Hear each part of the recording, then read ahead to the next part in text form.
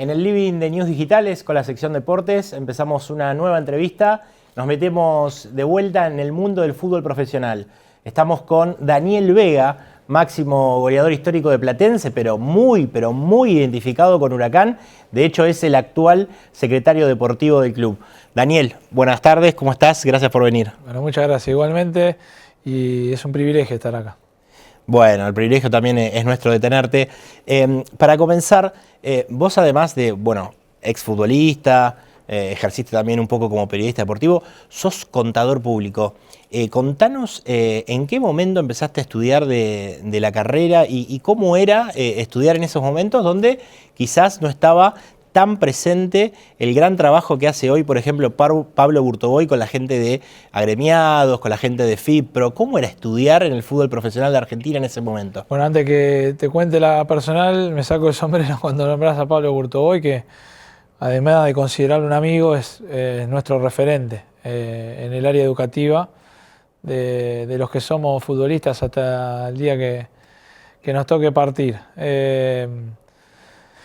Y colaboramos con él en el armado y la estructura de capacitación a los deportistas y bueno, por eso hago esta mención especial. Respecto a lo personal, yo te escuché la pregunta, pero es al revés. Como me preguntaste, ¿en qué momento de mi carrera empecé a estudiar?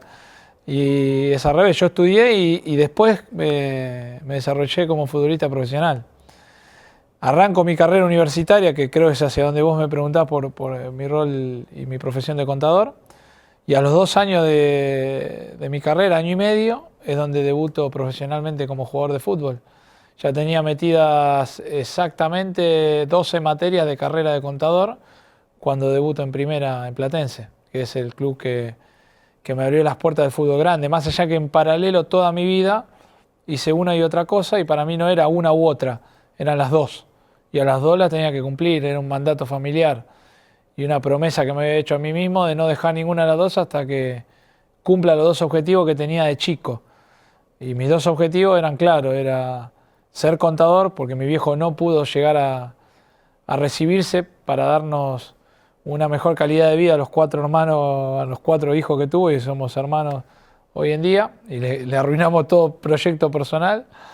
Y la otra era ser jugador de fútbol profesional, jugar en la primera A de Argentina, que era mi sueño real, era lo que yo soñaba cuando era chiquitito y empecé a patear una pelota, salir a la cancha Huracán o a la cancha de cualquier equipo grande de primera y después verme en la tele o en las revistas que yo coleccionaba en su momento, sean, no sé si meto chivo o no, pero gráficos, solo fútbol, que en mi infancia e inicio de adolescencia eran lo que tenía en la cabeza. ¿Cómo tomaban tus compañeros que por ahí estabas estudiando, que imagino llevar algún libro a la concentración? Depende el grupo que me toque. Me ha tocado más malas que buenas en eso. No estaba tan asentado como ahora, gracias a Dios, ver el rol del jugador que piense. Por lo general estaba el estereotipo, no solamente del lado del futbolista que se había acomodado a esa situación, sino del lado dirigencial y hasta incluso de quienes conducían los equipos, entrenadores o allegados a los cuerpos técnicos, pensar que los jugadores no piensan, vamos a decir, dar una pelota que juegue. Entonces uno que viene con una cabeza diferente no le hacían fácil el camino. Pero bueno, estaba preparado mentalmente para eso. Tuve que sortear varios obstáculos, pero nunca desviarme como te decía antes, de los objetivos que me tracé de chico. Y yo a mi viejo no le iba a fallar. Y en tu última etapa como en Platense, ¿cuándo empezaste a ver que el futbolista, siempre es futbolista, pero cuando termina su actividad profesional, ¿cuándo empezaste a ver que había otro rol, otra posibilidad de seguir ligado al fútbol más allá del hecho de ser técnico? ¿Cuándo empezaste a visualizar la dirección deportiva? A ver, si te digo que visualicé la dirección deportiva mientras empecé a capacitarme, te estoy mintiendo, porque era un camino no desarrollado en nuestro fútbol.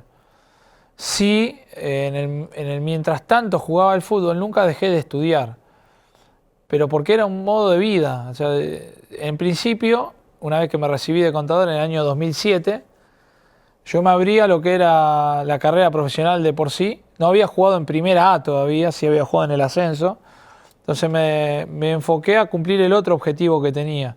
Y me abrí al fútbol, o sea, jugué en el extranjero, jugué ya en el interior del país, hasta que encontré la posibilidad de jugar en primera. En el momento que logro cumplir ese objetivo, ya me pongo a pensar, listo, cumplí las dos metas más importantes, ¿cuáles metas más me propongo?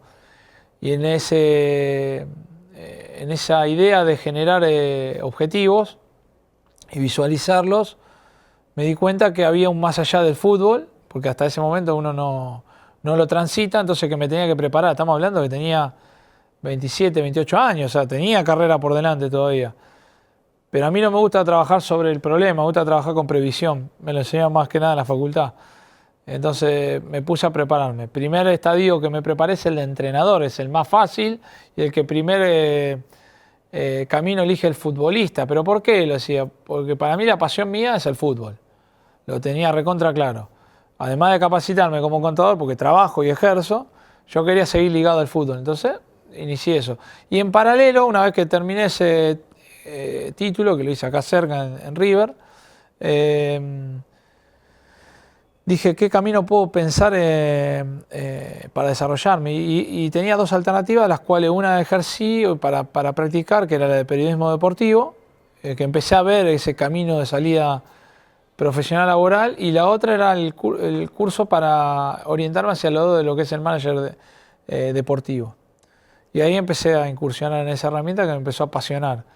Y empecé a capacitar, y empecé a abrir la cabeza, empecé a darme cuenta que había un escenario que acá no estaba 100% desarrollado, pero que necesitaba mentes para eso.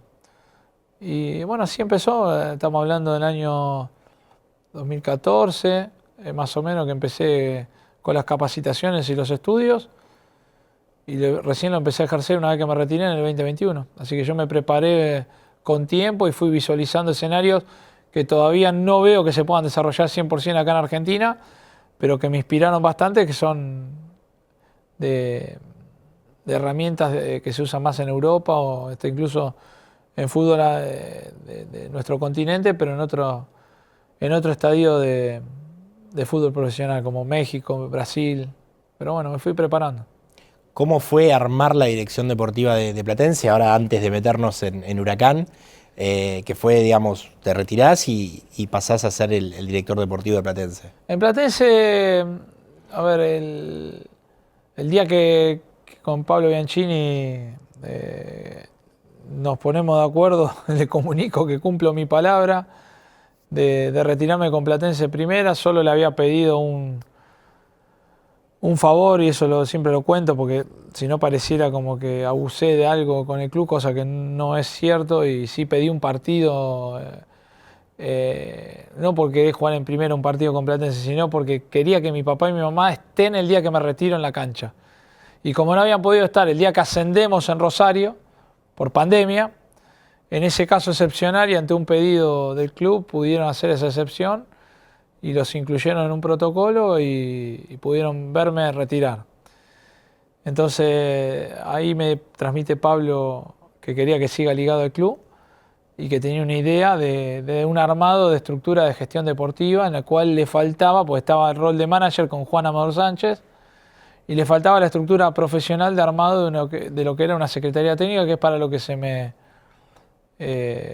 propuso la continuidad, y yo preparé un proyecto distinto para que también le quede al club en un armado ya más de dirección deportiva, pero eso quedó quedó para el club, no quedó para mi ejercicio. Y mi ejercicio fue una secretaría técnica, un armado, que armamos una plataforma de trabajo que incluía también direccionar un rol de formación con conducción del área formativa y el área profesional, y que hoy está llevando adelante el club y que está, creo, desarrollando bien, porque hemos marcado un montón de perfiles de conducción distintos a los que se estaban acostumbrados, más que nada también la visualización y el análisis de una secretaría técnica, para que lo tengas claro. Te iba a preguntar eso porque a veces en el periodismo deportivo, los hinchas, los socios, se escucha hablar de departamento de fútbol, dirección deportiva, secretaría técnica, manager, y obviamente es un campo que se viene formando y creciendo en el fútbol argentino y es reciente.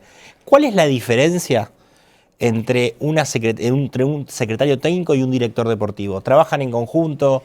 Sí, obvio, uno reporta al otro. El director deportivo es el rol más alto, digamos, en lo que es conceptualmente. Y el secretario técnico trabaja en beneficio de determinado área, pues en ese caso lo pudimos desdoblar en Platense en área profesional y área formativa, pero que trabaja en la obtención de datos y proporcionar información para que las decisiones que se toman sean con márgenes más chicos de error, o por lo menos que tenga mayor información quien la ejecute, sea director deportivo o dirigente, tenga mayores herramientas de análisis para evaluar si sirve o no sirve tal o cual contratación o tal o cual sugerencia de gestión. El director deportivo engloba el plan macro, el plan general, es el estratega, el que diseña una gestión de fútbol completo, que va más allá de un plantel profesional, un armado, una conformación, una elección de técnico, va desde cómo se tiene que trabajar y formar los jugadores más chicos, de qué plan de acción, de cómo se tienen que dividir las áreas, es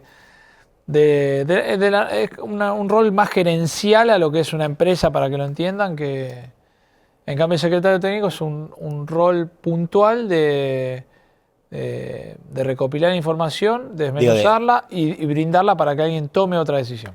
Con los departamentos de scouting, de análisis de datos. Claro, pues depende de qué área. Por ejemplo, el Primera División tiene scouting, pero formativa tiene captación. Son parecidos, pero son distintos. Pero tienen que estar estructurados y departamentados de manera independiente y en roles que no se mezclen. Pero bueno, es muy conceptual, sí, pero sí. Es cuestión de verlo y en el desarrollo es más fácil de entenderlo.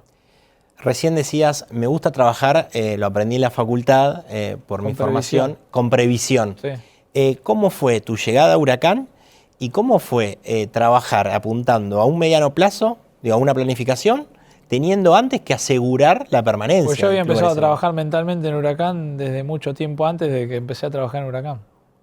Y es mental, es una cuestión de visualizar un objetivo y detectar un problema para dar una solución, porque para eso estamos.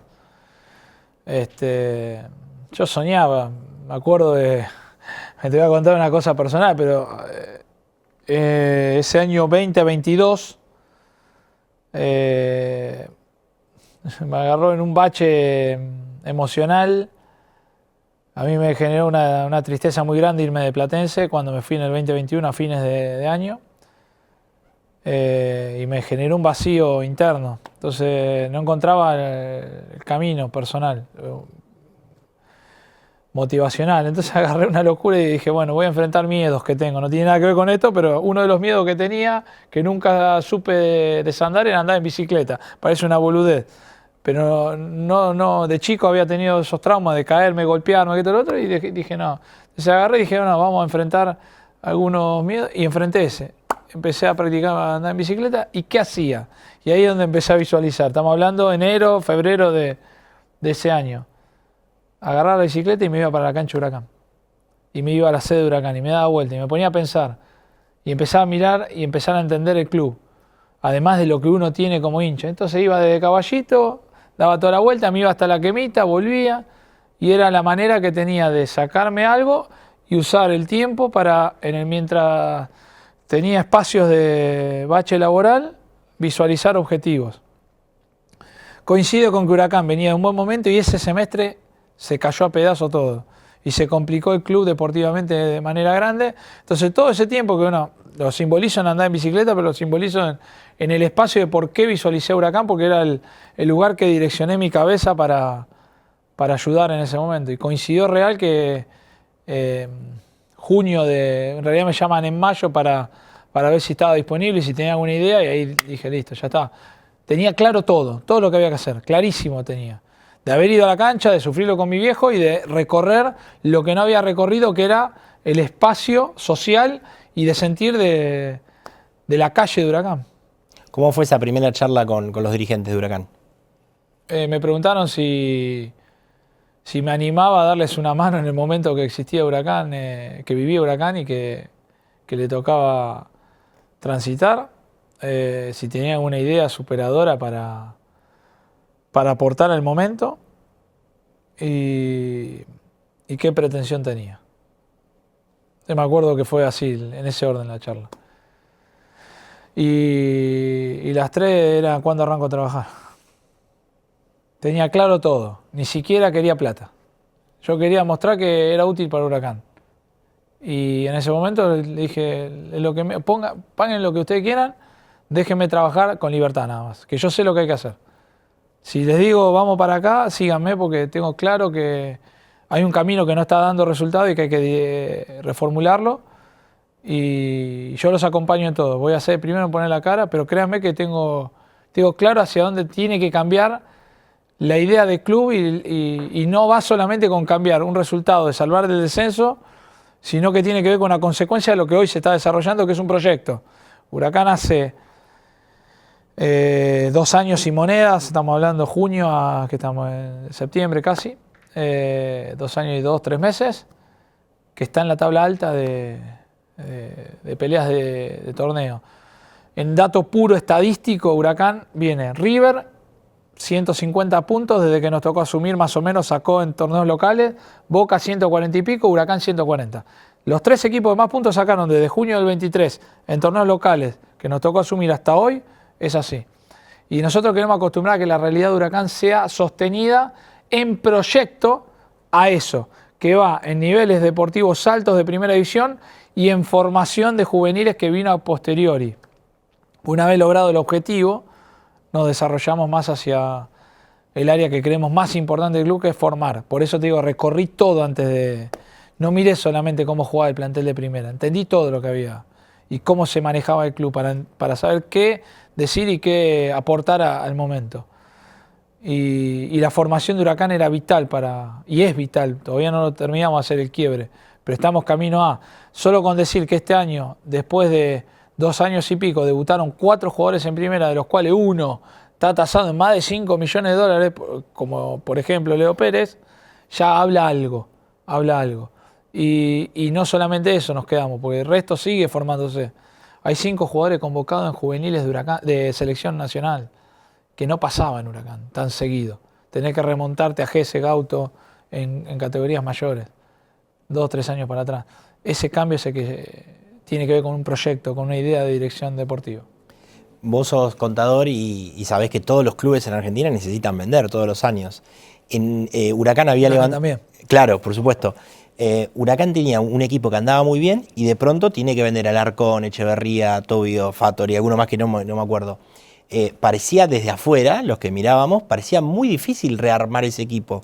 Ahora, vos con los dirigentes no solamente lo rearmaron, sino que después llegan a la final, digo, superando equipos que tienen hoy presupuestos de 30, 40, 50 millones de dólares, que son ampliamente superior al gran promedio de todos los clubes de Argentina. ¿Cómo fue rearmar ese plantel? No es difícil.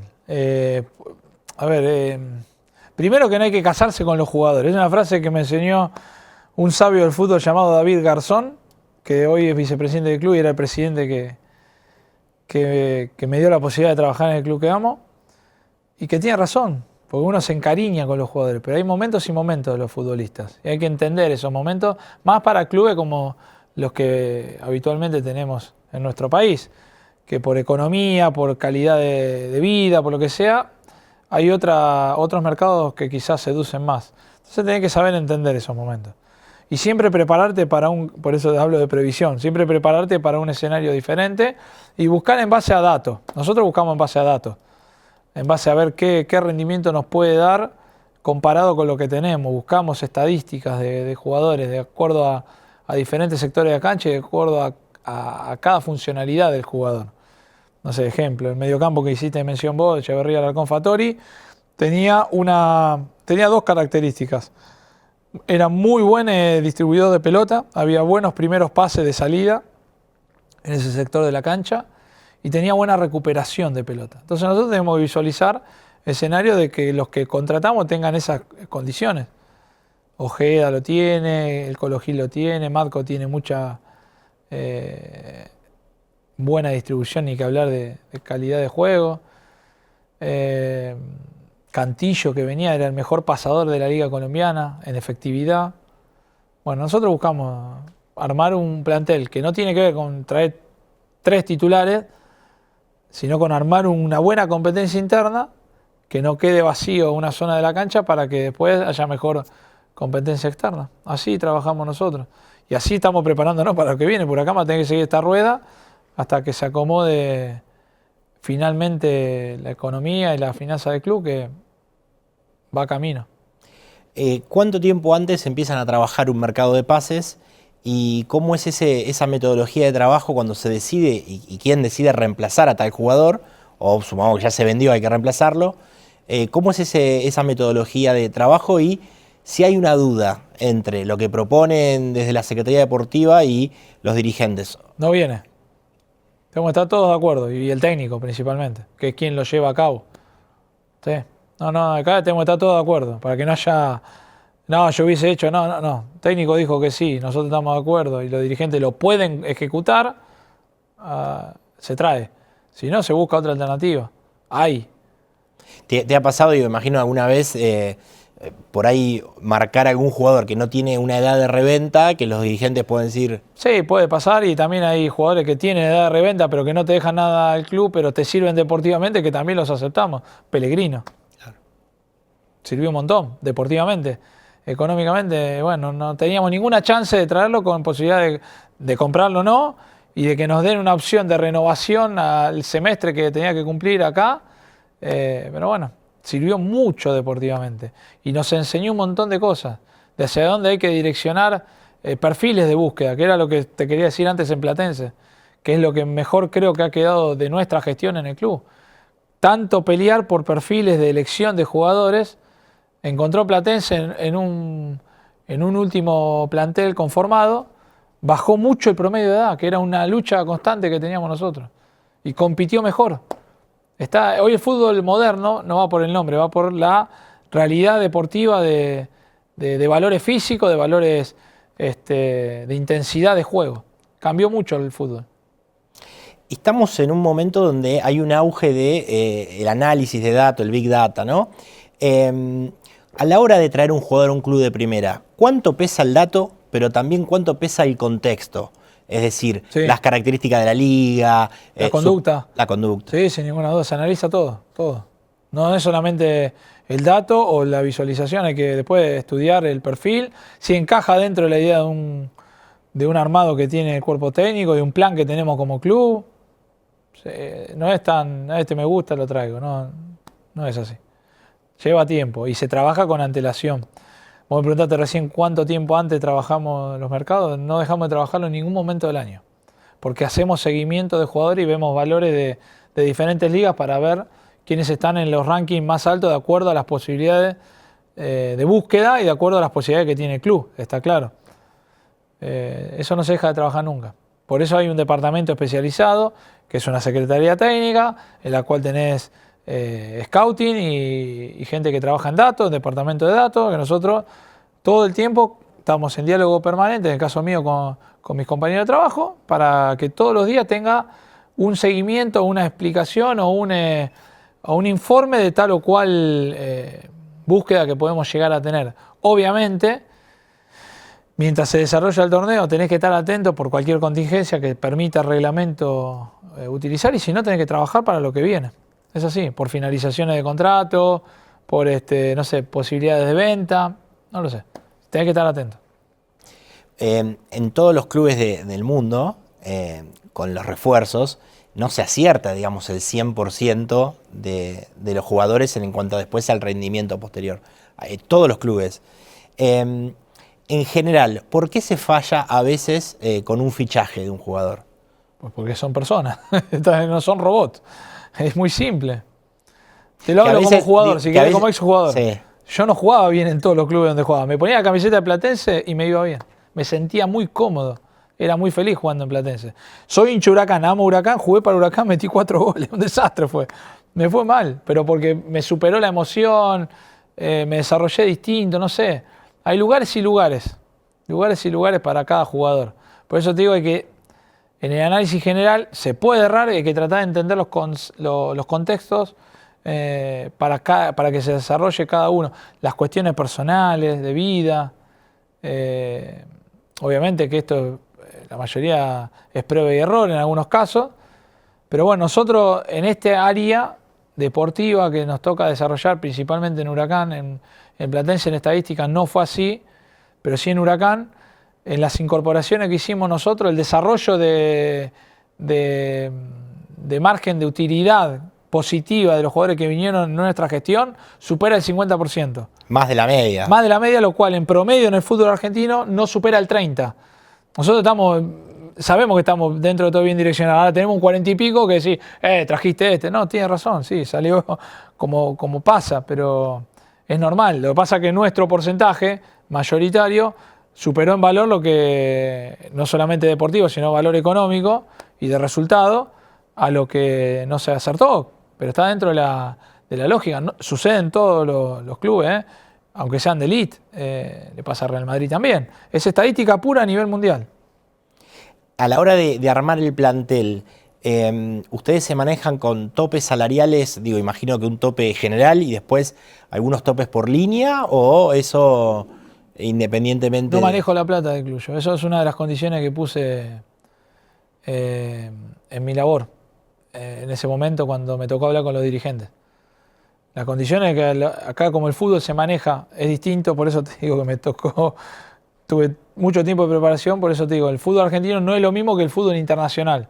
El director deportivo a nivel internacional, donde son empresas privadas, la mayoría de clubes, te dan la libertad de manejo completo, de cartera completa de lo que es el área fútbol. Acá en Argentina se votan a los dirigentes, se eligen las autoridades, la plata la manejan a quienes votamos. Yo no puedo, sí puedo sugerir, está claro. Yo digo, tal o cual jugador, tal o cual entrenador, tal o cual perfil. El dirigente me dice, ¿lo puedo pagar? ¿Lo puedo ejecutar? Vamos para adelante, genial. ¿No lo puede? Busco otra alternativa, que es lo que te decía antes. Pero esa cuestión económica no me metí nunca, no me voy a meter mientras siga esta política deportiva en nuestro país, porque no me corresponde. Yo soy socio de Huracán, como mi familia, y votamos. Cuando votás, elegís quién maneja la plata del club. Es el área que le corresponde a ellos y la responsabilidad que tiene el dirigente. Yo tengo que trabajar para que esa decisión que tenga que tomar sea la mejor posible, eso está claro. Pero no inducirlo a que cometan errores que no pueda afrontar el club. Claro. Daniel, para ir finalizando, ¿cuáles crees que tienen que ser los parámetros bajo los cuales evaluar una gestión deportiva en Argentina? Depende. Más allá de los Depende resultados. del club. No, por eso depende del club y los objetivos iniciales que se tracen. Es difícil de medirlo, cuantificarlo, por decir, no sé, hay gestiones que son muy exitosas que no logran títulos. Y al revés, gestiones que logran títulos que dejan un desastre en el club. No sé. No sé cómo medirlo cuantificable, o algo cuantificable con un dato. Pero sí, yo creo que una gestión, y eso siempre me hago mella y hablo con mis compañeros, una buena gestión no la vamos a disfrutar, las vas a ver más adelante. En el caso personal... Por el proceso de formación de jugadores. Claro, ¿qué dejás en el club? A eso voy. Cuando vos no estás. ¿Eso habla bien de vos o no? O sea, hoy ver que Platense disfruta un escenario excepcional, en algo me puedo golpear el pecho. Pero no lo disfruté yo, me fue mal, quizás. O para el hincha no fue lo mejor. En Huracán, quiero ver qué pasa después de que no esté más yo. ¿Qué dejé en el club? Es una manera de medir también una gestión, una dirección deportiva, un plan de proyecto de fútbol. Y ahí veré. Esto es, como me enseñó en la facultad, vuelvo otra vez a mis bases. Los balances se hacen al final del ejercicio, nunca en el intermedio. Así que es muy difícil evaluarlo en el andar, hay que ver al final de todo. Daniel, muchas gracias por venir. Un placer. Muchas gracias por todo.